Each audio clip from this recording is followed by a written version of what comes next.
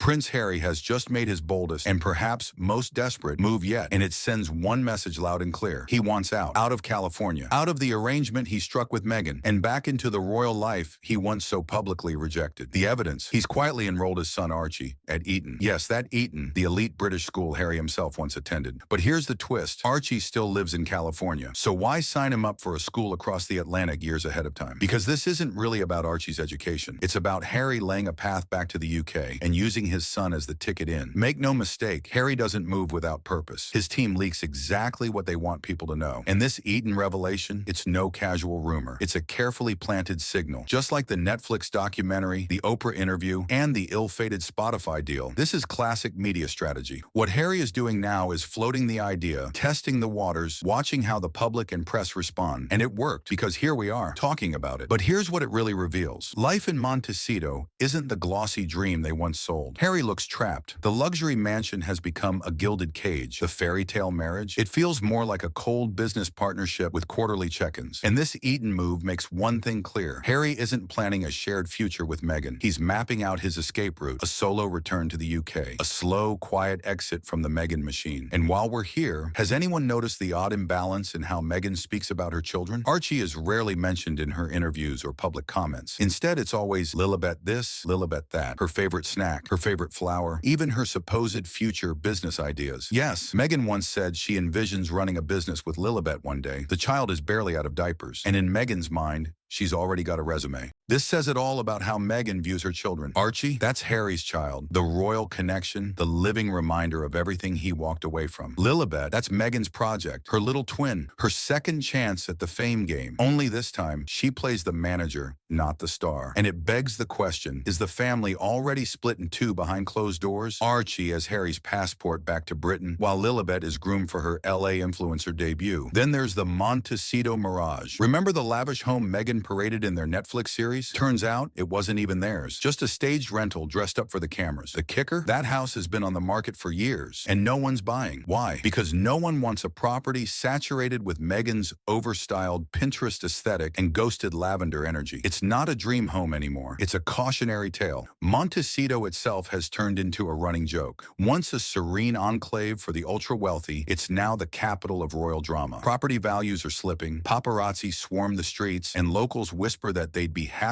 if the Sussexes vanished into the California haze, and maybe they will. Because while Meghan is busy chasing global domination from her coastal HQ, Harry looks like a man desperate to book the next flight to Heathrow. That's the play. That's the anchor he's quietly dropping back into British soil. It's not about Archie's academics. Harry's own record at Eton was disastrous. This is about something far bigger: symbolism, identity, legacy, escape. The irony couldn't be sharper. Harry has openly admitted Eton made him feel like an outsider, that the elite environment suffocated him, that he struggled both academically and emotionally. Yet here he is, signing Archie up for the same path. Why? Because it's not about Archie's comfort. It's about optics, positioning, aligning his son with the British establishment once more, sending a signal to the royal family and the British public that Harry still belongs, or at least desperately wants to. But beneath it all lies something darker. This isn't just a plea for a way back in. It's strategy. Harry is stitching himself back into the UK through Archie. He knows he's scorched too many bridges with William and the firm, so he's playing the only card he has left: his children. Archie has become the Trojan horse, Harry's way of keeping one foot wedged inside palace gates, even after he and Meghan blew everything up. Meanwhile, Meghan is running her own playbook, and it couldn't be further from Harry's. She's already mapped out Lilibet's future like a Silicon Valley startup. The strategy? Build a brand around her, push her onto the stage early, make her part of the empire. Meghan once admitted, silence is her kryptonite. She needs attention to survive. And what better way to stay in the spotlight than through her daughter? A little girl barely old enough to read, already molded into a symbol, a product, a storyline. The contrast couldn't be starker. Harry is looking backward, toward home, structure, and legacy. Meghan is looking forward, toward monetization, celebrity tie-ins, and total media control. One is reaching for something real. The other is still chasing the shimmer of fame. Caught in the middle are two children, tugged in opposite directions by two vastly different visions of power. The The idea that Harry and Meghan are using their children as pawns might sound brutal, but the evidence speaks for itself. Why else would Harry fight tooth and nail for royal titles on their passports? Why would he battle UK officials to ensure Archie was called a prince, when he supposedly wanted to escape that world? You don't renounce the system and then demand its perks, unless, of course, you want both. And Harry always has. He craves the freedom of LA, but the respect of Buckingham, the sun-soaked ease of California, but the clout of Windsor. The problem is, life doesn't let you straddle both worlds. And here's the bigger question. What does all of this mean for the monarchy? William is watching this unfold, and he knows exactly what it is, a long con. Because when he eventually takes the throne, he won't just inherit the crown, he'll inherit the mess Harry is deliberately setting up. A Sussex son enrolled at Eton, walking the same halls as Britain's future leaders, maybe even future royals. That's no coincidence. That's infiltration. Harry knows the play. It's the chaotic maneuvering of a man with nothing left to lose. He's accepted that his bond with William is gone. Now he's running on a different rulebook, one written in bitterness and guided by a partner who sees the world as a stage, where even children are props for the spotlight. And the most dangerous opponent, the one who's already lost everything. Eton isn't just a school here. It's a signal, a calculated move. Harry might claim it's about Archie's education, but no one is buying it. What he really wants is roots, a foothold, a way to slip back into Britain's orbit without ever apologizing or facing the hard conversations. Instead, he's using proximity, optics, headlines of kids in uniform. Archie becomes the tether, and through him, Harry is sketching out a new long-term role, one that doesn't need permission from William, Charles, or anyone inside the palace. That's what makes this mess bigger than family drama. It's no longer a feud. It's a geopolitical PR war, waged through legal filings, school enrollments, and carefully timed leaks. Harry may have left the UK, but he's never really gone. Every few months, he reappears, demanding meetings with Charles, pushing headlines, spinning narratives. That audience with the king at Clarence House, that wasn't a father and son reunion. It was Harry reactivating his media playbook, because one meeting becomes regular visits. Regular visits become excuses for extended stays. Extended stays evolve into residency. And just like that, the ex-royal is suddenly back in the royal backyard. And that's what unsettles people, especially those close to William. Harry isn't plotting a humble return. He's coming back armed with a camera crew, a book deal, and 2 children who still carry royal blood. That makes him dangerous. Not in a villainous sense, but in an unpredictable one. He's cut loose from tradition, duty, and discretion. Now he's fueled by impulse and pain breeds recklessness. Meanwhile, Meghan's grip on the narrative is slipping. Her business ventures stalled. Her media projects fizzled. The lifestyle brand she once teased with lavender candles and jam jars, more fantasy than function. And her popularity, it's not what it used to be. Meghan had a window, a moment where she could have carved out a respected space of her own, but she aimed for global celebrity instead. Now she's stranded between Hollywood ambition and royal leftovers. Yet even in the middle of all that, she's busy mapping out Lilibet's future like a pitch deck. You can see it already. The branding, the curated sound bites, the mommy-daughter empire storylines waiting to roll out. That's not parenting, that's planning. Because Meghan doesn't just see Lilibet as her daughter. She sees her as a vehicle for relevance, for reinvention, for redemption. And that's the sad part. Lilibet doesn't need to be a storyline. She needs to be a child. Archie, meanwhile, is almost invisible. He rarely appears. He's not in the spotlight. And when his name does surface, it's usually in calculated context. Schools, passports, titles. That's Harry's territory. It feels as if the children have been divided like assets in a business split. Meghan pours her energy into Lilibet. Harry clings to Archie. And in between, the carefully curated image of a happy family quietly unravels. The royal family may not speak openly about any of this, but they see the storm gathering. William sees it most clearly, because once he becomes king, a rogue brother making strategic landings on British soil, enrolling his son in elite schools and stoking media flames won't just be an irritation, it'll be a crisis. Harry wants a way back in, but only on his own terms. Meghan wants a way out, but with headlines attached. And caught in the middle are Archie and Lilibet, 2 children pulled into the crossfire of parents who lost themselves in the chase for something they may never truly find.